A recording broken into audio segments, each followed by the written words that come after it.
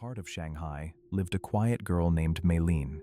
She was only 16, lonely, withdrawn, and often lost in her own world. Her father spent long hours at work. Her mother had passed years ago, and her only true companion was Bao, a gentle golden retriever who never left her side. But Meilin had another comfort, a secret one: dolls. Her room was filled with them: porcelain faces, glassy eyes, soft bodies dressed in silk, each doll lined neatly on her shelves, each one staring silently at her every night. One evening, Meilin wandered into a small toy shop tucked in a forgotten alley.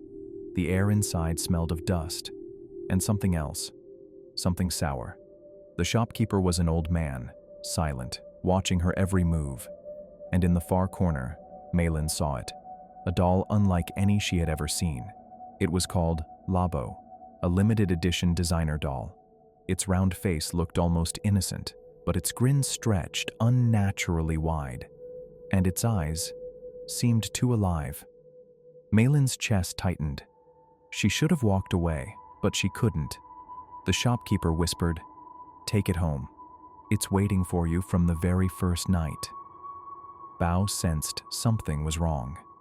The dog growled every time he looked at the doll. His fur bristled, teeth bared, as though he saw something Meilin could not. She laughed nervously. "Don't be silly, Bao. It's just a toy." But Bao never stopped watching. His eyes locked on the doll, sometimes for hours, sometimes whimpering, sometimes barking wildly at the shadows. The tension grew each night.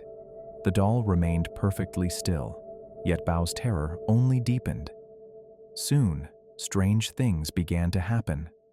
Meilin woke one night to the sound of scratching. When she turned on the light, her closet door trembled slightly, as though something had just moved inside. Another night. She found the doll in a different place. She was certain she had left it on her desk, but now it sat neatly on her bed, and its painted smile seemed wider. Sleep became dangerous. Every time Meilin closed her eyes, she was pulled into the same nightmare. She stood in a dark, endless hallway. The air was heavy, thick with the smell of rot, and behind her, footsteps. She ran, but the hall only stretched further and further. When she finally dared to look back, she saw a figure, not human, a shadow wearing the doll's grin. Its voice whispered her name, over and over. "Meilin, Meilin." She woke up screaming, drenched in sweat. Bao barked frantically beside her, his body trembling. Days turned into weeks. Meilin's health began to wither. Her skin grew pale, her eyes hollow. She stopped eating, stopped sleeping. The nightmares grew worse. And the doll, it seemed to follow her. Sometimes she thought she saw its head turn. Sometimes, its eyes gleamed red in the dark. Bao tried to protect her. One night, Meilin woke to growls and chaos. Bao had leapt at the doll, tearing at it with his teeth. But before she could stop him, the dog yelped in pain. His body flung across the room, as if struck by an unseen force. He whimpered, then lay still. Meilin's heart shattered. Tears blurred her vision.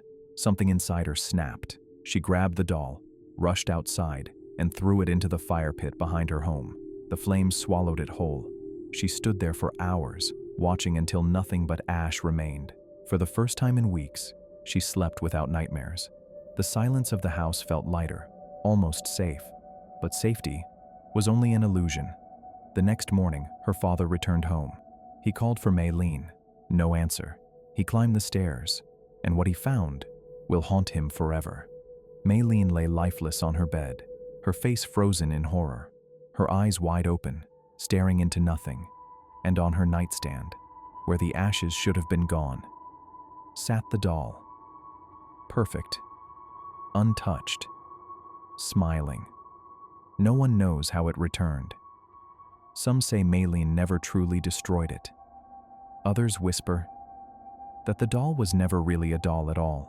But the truth is far darker. If you want to know how the doll returned and how it claimed Meilin's life, watch part 2 of this story, because Labo's curse is only just beginning.